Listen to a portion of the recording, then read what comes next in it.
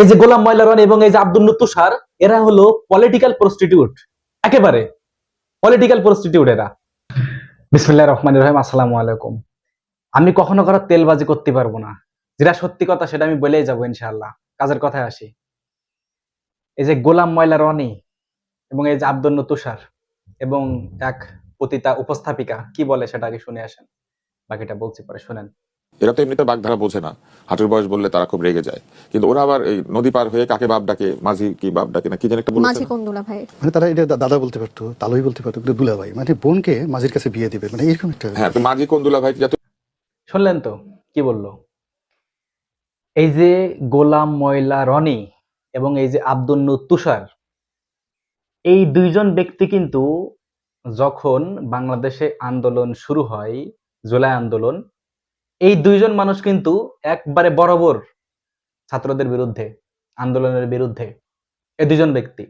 এবং এই গোলাম ময়লা রনি এমন একটা বাইটপার, ইনি শুধু বাইটপার না, ইনি একটা আন্তর্জাতিক বাইটপার, ইনি একটা আন্তর্জাতিক স্টুপিড।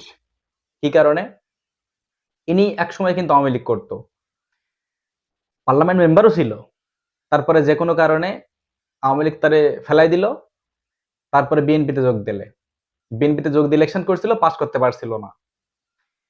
তারপর কখনো সে জামাতের প্রশংসা, কখনো সে এনসিপির প্রশংসা, কখনো আওয়ামী লীগের প্রশংসা, কখনো বিএনপির প্রশংসা। এক্স্যাক্টলি যে কোন দল করে এই গোলাম ময়লা রনি কেউ বলতে পারে না, ও উনিও বলতে পারবে না যে উনি কোন দল করেন।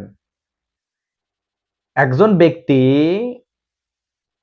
উনার বয়স এখন বর্তমান না হইলেও 50 থেকে 60, এই 50-60 বছর বয়সে এসেও এখনো সিদ্ধান্ত নিতে পারেনি গোলাম ময়লা রনি যে তিনি কোন দলের রাজনীতি করেন। এমন একটা বেয়াদব। মানে এই গোলাম ময়লা রনি হচ্ছে একটা পলিটিক্যাল প্রস্টিটিউট। এর কোনো রাজনৈতিক কোনো মতাদর্শ নেই। মানুষ যেরকম দেখেন, আপনি ধরেন না আওয়ামী লীগ খারাপ, কিন্তু তারা কিন্তু তাদের দলের ভিতর থেকে কিন্তু অন্য দলে কিন্তু গেলেও কিন্তু খুব কম, হয়তো বিএনপি যেতে পারে বা জামাতে যেতে পারে, তাদের সংখ্যা কিন্তু খুবই কম। আর বিএনপিও যেমন যদি আওয়ামী লীগের ভিতরে গেলেও কিন্তু একেবারে কম, কিন্তু জামাতের ভিতরে গেছে বেশ ভালোই, খারাপ না। আর জামাত কিন্তু অন্য অন্য কোনো দলে কিন্তু মানে যাই না বলতে গেলে। তো কথা হচ্ছে এদের কিন্তু এক একটা রাজনৈতিক দলের প্রতি এক একজনের একটা মহব্বত রয়েছে। সেটা দল ভালো হোক খারাপ হোক সেটা মূল প্রশ্ন না। প্রশ্নটা হচ্ছে যে যারা যেই দল করেন তারা সেই দলের পক্ষে কথা বলেন, অন্য বিরোধী দলের বিরুদ্ধে তারা কথা বলেন। অথচ গোলাম ময়লা রনি কখন কি বলে